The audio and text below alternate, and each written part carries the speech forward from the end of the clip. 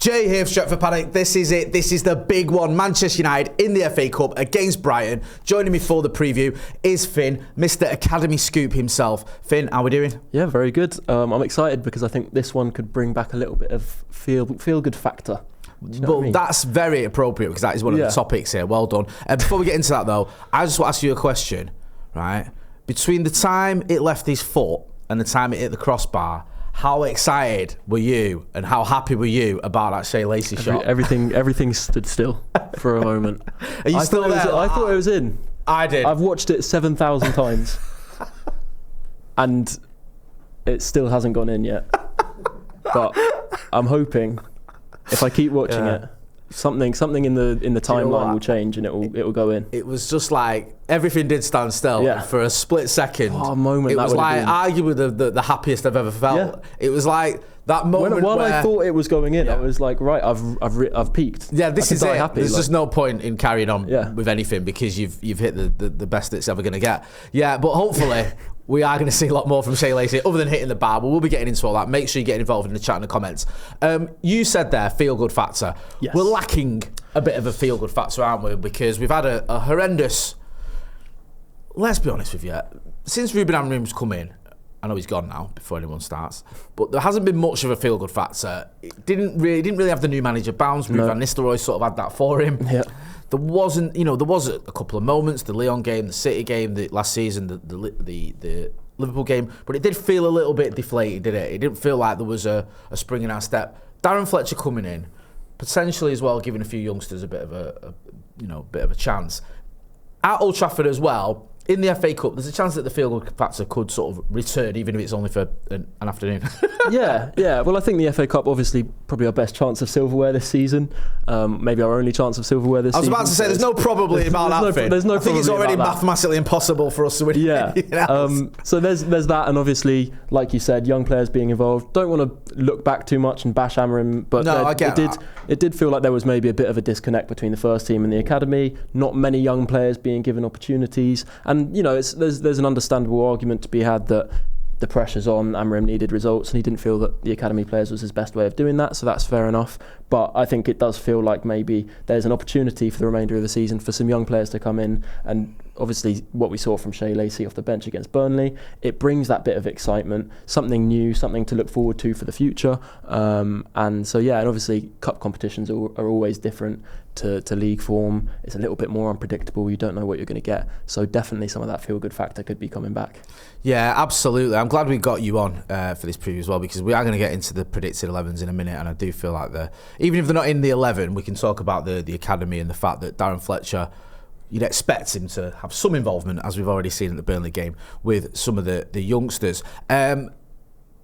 With Shea Lacey coming off the bench and doing so well at Burnley, one or two other players as well that have been in and around the sort of the first team. Your mate Bendito Mantato, who you've spoken about for like the last couple of years, you absolutely rave about him. We've seen obviously Darren Fletcher's son, Jack Fletcher, be involved in the first team under Ruben Amorim, albeit wasn't the best way to bring him in. Again, I'm not trying to have a dig at Amorim, but I think we all agreed. I think you tweeted at the time, I think was it the Wolves game where he sort of came in out of position and was... Yeah, it wasn't really his position, and it was hard for him to make an impact and show what his game is about, in such an unnatural position for him. Obviously he's adaptable and he's versatile. He's played at left back actually a fair bit this season for the under-21s, which is interesting, but to see the best out of Jack Fletcher, you've got to play him in the number 10. And so I think it's been a little bit difficult for him, and obviously Mantato wasn't able to quite have the impact that you'd expect, but they're young players, and they need a bit of patience and a bit of understanding, especially with everything that's going on around them. The instability mainly. Honestly, I can't think of a worse way to come into the first team at United. And look, we'll keep saying this, but lots of us want to see youngsters in the first team, right? Lots of us were crying out for youngsters to be given a chance in the first team. So I'm not saying we shouldn't, but you're looking at players coming in when the club's at on a bit of a bad run, at a bit of a low. The crowd were on the case sometimes, which wasn't nice to see because everyone was just so fed up, and it wasn't ideal. One player that me and you've spoken about, probably more than any other player ever, is JJ Gabriel. Together, I mean. Yeah. Is JJ Gabriel. This guy, Kid Messi and all the rest of it, this is a youngster that has been lauded over for quite a while now. And he's 15. He's not eligible for Premier League football. However, he is eligible for FA Cup football because of his age and the way that it works, and when he turned a certain age as well. Could he feature, do you feel? And if he does, I'm going to ask you 2 questions. If he does feature, do you think that's something that would be, something you'd want to see? Yeah, there are rumblings appearing here and there that he could be involved and that he could be a part of the squad. Obviously, the club aren't necessarily dispelling that notion that he could be involved, so that I think there's a real kind of potential opportunity there for him to come into the squad and get that experience. It's not something United have really done to such an extreme extent before, bringing such a young player into the fold and potentially giving them an opportunity at this stage in his development. But then again, nothing about his development so far has been normal. He's an anomaly in many senses. How early he's doing everything that he's doing, scoring so many goals for the under-18s, playing against players who are 3 or 4 years older and far more physically developed than him. The technical levels that we're seeing, the way he uses his body, despite not being really, very physically developed at this stage, it's all really incredibly impressive. So it's no surprise that he's being pushed so quickly. And obviously something we've talked about is the potential for other clubs, European giants, the likes of Barcelona and Real Madrid, who have shown interest. There's potential for them to come in and really apply pressure and make him an offer that would be difficult to turn down. So I think it's important for United that they give him this kind of assurance, similar to what we've seen with Ethan Nwaneri a few years ago and Max Dowman more recently at Arsenal. Sometimes for these young players it's important to say, look, this is how much we value you. It may come across as a little bit premature, but it's because we believe in you and it's because we see you as a long-term, really key part of this squad that we're going to trust you with this opportunity. So I think it would be a good thing. And, the chances of him getting on in a game like this are next to zero, but stranger things have happened, and I think that would be something very interesting to see. I think he'd be the youngest ever Manchester United player if he gets on. If he gets any minutes, which is... Considering our history, you look at the Busby Babes, you look at the players that played under Sir Alex Ferguson, that is very impressive, isn't it? If it happens to be, the one for Manchester United that was the youngest ever footballer. Yeah. I mean, that would be, quite phenomenal. With all that being said then, we're going to get into predicted 11s. Before we do, though, what you lot at home can do, film yourself like that, right, for 30 seconds, giving us your score prediction and send it to paddockmatchday@gmail.com, and then we'll use that as part of our pre-match build-up. Yeah, paddockmatchday@gmail.com, and that will be part of our pre-match build-up. 30 seconds score predictions, thank you. Right, we'll start with you, Finn. This is your 11. This is who you think Darren Fletcher is a football genius, is going to pick, of course, for the game against Brighton. So we've got, you've gone. Are you what formation are we having here then? We're having a 4-2-3-1. Yeah, 2 midfielders in the pivot and a number 10. Yeah, makes a lot of sense. So obviously the goalkeeper, we know Lemons isn't. We're not going to change that. Nope. You've got with the big one there in defence is you've dropped Luke Shaw. Yeah, I'm not sure if I'd see it as necessary. Obviously, I have dropped him, but it's more so that I really like what I've seen from Dorgu in the last few games. I've not dropped him. I've rested him for the derby.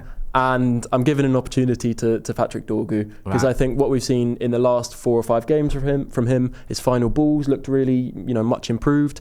What he can do defensively is impressive. He's such a good athlete. So I think he deserves this chance to start at left back, because obviously we've seen him play left wing, right wing, kind of all over the pitch. But I think his long-term future at United will be as a full-back. And so, yeah, I'd start him at left back, give Luke Shaw a rest, and, yeah, Dalot on the other side for me. I want that to happen. I love Patrick Dorgu, Ballon Dorgu. I think he should start every game. Yeah. However, I'm not sure he will. I think other than that, there's another couple of differences as well, I think, for me and you. Yes, sorry. So you've got Mainu and Casemiro in the double, sort of the double pivot, the McFred role. The McFred role. As it's known. It's got to be that. Kobbie Mainu, that would be his second start this season if that happens. And his other one came against Grimsby. It is stupid. I don't care what anyone says. It's ridiculous. You might not, you might think Kobbie Mainu is overrated by some people on this channel. You might think one way or the other, but he should have played at least, or started at least one Premier League game this season. I know he got injured recently, but let's not pretend that's the only reason he's not played. Yeah. It's just, the mind boggles. So you've got Casemiro and Mainu in there, which makes a lot of sense. And then you've got a 3 of Cunha, Bruno and Lacey. Yeah. So Shea Lacey getting the nod. Again, this is another one where it might not be too rooted in logic or reality. Listen, we don't need reality on this channel. I can't not put Shea Lacey in this, especially after the glimpses that he showed off the bench against Burnley. You know, that amazing cameo. Exactly. Probably the best United performance I've seen in recent years. Probably the best United performance ever. Probably. If we're being frank. Brutally honest. Do you know what I mean? Yeah. Certainly the best one I can remember. I would like to see him start. Yeah, no, I would. Listen, if Shea Lacey starts, I'm not going to complain about it. Sesko, who's on fire. Yep. What a player. What a player. And forget what any numpties on Sky Sports say. He was absolutely mint the other night. Got loads of, creative chances for himself as well. I can't believe the cheek of Tim Sherwood, by the way. Honestly. His comments to double down after he scored 2 goals. You've got to accept your mistake there, at least show a bit of humility and say, maybe I was a little bit harsh in the first half. To double down there, I think, is embarrassing. The most shocking thing for me, right, about Tim Sherwood is that 2 Premier League clubs have given him the job as manager. Is that Spurs went, we'll put you in charge of our football team, and then Villa did the same. Like, that is mental to me. Yeah, they're not. It's like 2 big clubs as well with a lot of history and a big fan base thought he was the guy to bring success to that football team. Just absolute nonsense. The guy doesn't know what day it is, and he showed that the other night when he was like, Sesko, I don't think he should play for United again. Wear a United shirt. Yeah, and that was at our time, and then he doubled down after he scores 2 goals. Yeah. Right. So if you've had your way, you would have subbed him at half time and presumably sold him. So Sesko up top. Mine's not that dissimilar. Mm-hmm. If it was up to me, Dorgu would start, but I don't think he will. I think Shaw will be at left back. Casemiro Menu, I agree with. I've gone with Mount, Bruno and Cunha with Sesko up top. I think Mount will get a start. Wouldn't mind Shea Lacey starting at all. I just feel like Fletcher might play it a bit safe, and then we bring on the youngsters if we need them, or if we're winning by a margin, which is doubtful. But if we are, we can give them a little bit of a cameo. Excuse me. Brighton being proper Brighton, aren't they? Sort of mid-table, capable of putting up a performance against anyone. We saw the Etihad the other night where they got a draw. They were good value for that draw from what I saw. But they haven't exactly been doing that well. I think they've got 1 win in the last 7? Or 2 wins in the last 10, which isn't great. It's not great. But I think they fall in the difficult to beat category. Yeah, because there's a lot they of always draws. Have been against us. Obviously we beat them this season, but they've always been a little bit of a bogey team for us in recent years. So you've got to be wary of that and what they're capable of. I think they're a little bit weakened without Carlos Baleba, even though he's not had his best season. But I think we should have enough to do it. I worry about Matoma, me. Scored the other night, didn't he? And Aaron Wan-Bissaka used to put him in his pocket, but he's not been at the club for a while. He's one to watch. He's a bit of a funny one, Matoma. He can be a bit up and down. I mean, he had a real peak a couple of years ago, and he's not quite been the same, has he? No. He had the offer from Saudi Arabia for 90 million, wasn't it? Which Brighton turned down, and then since then he's not quite hit the heights, but he is a player that can really hurt you. Yeah. In terms of his dribbling, his ability to take on a player 1v1, there's not many better players in the league, so it's something we've got to really be careful of. The one player who's better in the league is Danny Welbeck. Maybe the best player in the league. I think you're right. Yeah. I think he is the best player in the league. Yeah. 8 goals this season, and I think that's the most anyone scored. I want to see him back at Old Trafford. Mate, do you know what? The dream scenario for me would be United win 5-1 and Welbeck gets that one. Yeah. Yeah? Everyone's Perfect. happy then. Yeah. You know what I mean? Because we don't want to see him not score. That'd be sad. Yeah. Missed opportunity there. I'm really happy for him in his little kind of resurgence, because he's always had the quality, hasn't he? We almost got him back a couple of years ago, didn't we? And since we almost got him back, he can't stop scoring. I think he's scored more Premier League goals than he's ever scored in last season, and this season he's on course to break it. So I think 2 years ago we looked at him and said he wanted a 2-year deal. No, that's too long, he's too old. And in those subsequent 2 years, he scored about 20 goals. 2 years of his career, and it's like, actually that could have worked, but he's not. It's doubtful it's ever going to happen here, but I'll still give him a good reception. A man can dream. Yeah, we can dream. With all that being said, then, Finn, give us your score prediction. I'm going to go fairly conservative. I'm going to go 2-1 United. Okay. Yeah, because I think Brighton tend to defend quite well.